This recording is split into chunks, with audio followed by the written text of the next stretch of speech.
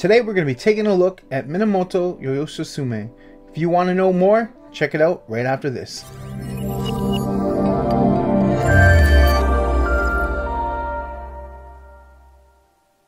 Hey everyone, welcome back. Hope you're having another great day. Minamoto was a military commander for the Minamoto clan in Japan during the Heian and the early Kamakura periods.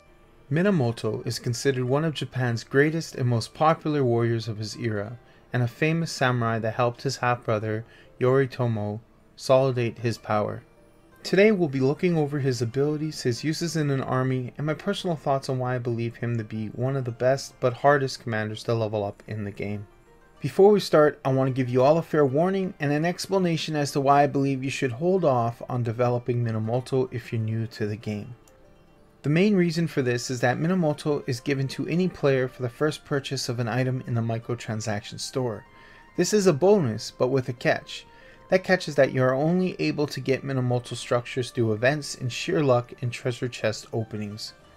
If you're not a lucky person, you can go the route of spending more cash. If you look inside your VIP store, you'll find that they offer you exclusive chests and gold chests. In there you can find all the way up to the 8th level Minamoto structures to be bought.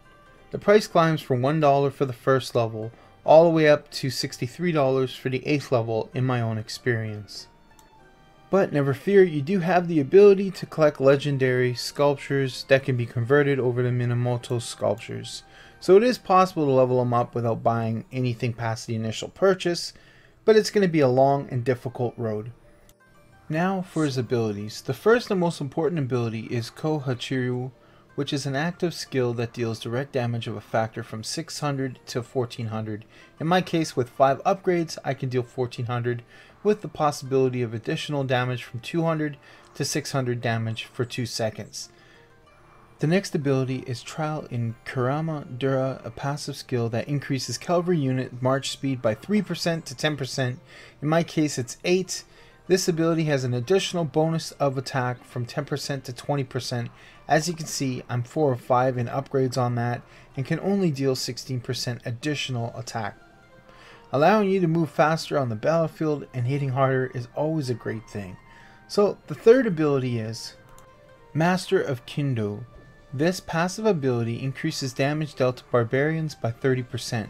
Although this is not a great ability against other enemy players, this ability will help you out in alliance events as well as farming barbarians in your territory. For the fourth ability, Warlord, this is another passive skill but allows for troop normal attack speeds to be increased from 10% to 30% against the target for 3 seconds. This effect is triggered every 5 seconds once, so there is somewhat of a limit on it, but it does increase your damage significantly. Now we get to the last ability. This ability has no expertise and an expertise feature to it. Depending on the other abilities being maxed out, you get a direct damage factor of 1400 to the target and has 50% without expertise and 75% with expertise to do an additional 600 damage to the target for 2 seconds. Now, this is why I believe this commander to be one of the most extremely powerful commanders in the game. You can deal a significant amount of burst damage to an enemy within a matter of 5 seconds. I tend to use him a lot as my lead commander because of the insane damage. Another commander that I would probably equate better than him would be Julius Caesar, and that is excessively hard to get in this game. Moving on to Minamoto's talent tree, I will first like to point out that Minamoto is a cavalry unit every day, all the time. I do recommend that you spec Minamoto into what you need him as when you need him, because he is a very versatile commander. But first, let's check out his cavalry tree. This tree will primarily focus on speed units, damage to enemy, and health of your units. So you become almost like a tanking unit, but cavalry units are somewhat squishy, so bear with me on this. I tend to like to play him as a whole cavalry tree when leading an army in battle because of the abilities of Halbert, which increases damage to archery units by 3%, disarm, which will reduce enemies' attack by 5% for 2 seconds, and of course rallying cry, which increases all damage dealt by 3% for the first 10 seconds when in battle. This is a great tree for attacking support armies of enemies. You run them down, you slow them down, and while your burst damage finishes them off, you can switch off to another enemy and you can do the exact same thing. But be careful and watch who you're attacking, because there are units out there that are very high in infantry units and they will absolutely destroy you. Now for the skill tree. This is the bread and butter of Minamoto. This tree focuses on building rage, increasing skill damage given, and reduces skill damage taken. I personally love this tree. I find it to be somewhat squishy in the battlefield alone, but when with tank spec armies of your allies, this tree will nuke down everything in sight with plenty of rage left over to hit the next player with max damage. With skills like Rejuvenate that instantly restores 60 rage whenever a skill is used, as well as All for One, which increases the secondary commander's skill damage by 6%, not to mention Feral Nature that with 10% chance can grant you 100 rage. I've been in situations where I can continuously proc huge numbers on enemies, but I've also been in situations where I don't proc at all. So bear with me on this talent tree. It is very hit and miss sometimes, but when you get into the groove, this thing can do so much damage so fast.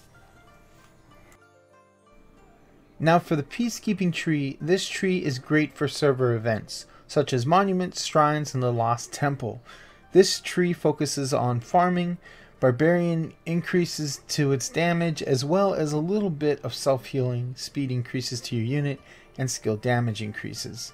With abilities such as Insight that reduces action point use, Domination that increases skill damage to Barbarians by 5%, Double-Edged Sword that increases 5% taken and dealt by Barbarians, this is a spec that you should focus on when engaging non-player wars. This is a spec primarily for Barbarian events, so I'd be out there longer, I'd be out there doing it faster, and not having to heal my troops as much as the rest of my alliance members. So it is a very good spec when you want to go out there and grind. To conclude this video, I personally think that Minamoto is a great commander to have for cavalry units as well as burst damage. Although he is a more difficult commander to level as well as get a hold of, I would highly recommend new players to go explore other revenues of commanders, because this one is quite costly when you want to actually get them up to max level. So don't hesitate, guys, to correct me down below. I know I'm fairly new to this game, so I do make slips. I do not fully comprehend certain aspects of it that a veteran player would have, but I hope I helped you guys out some way, shape, or form. So as always, guys, hit that notification bell if you're new, hit that sub button if you're new, and leave a comment down below. I look forward to hearing what you guys think. Thanks for watching. I'll see you guys later.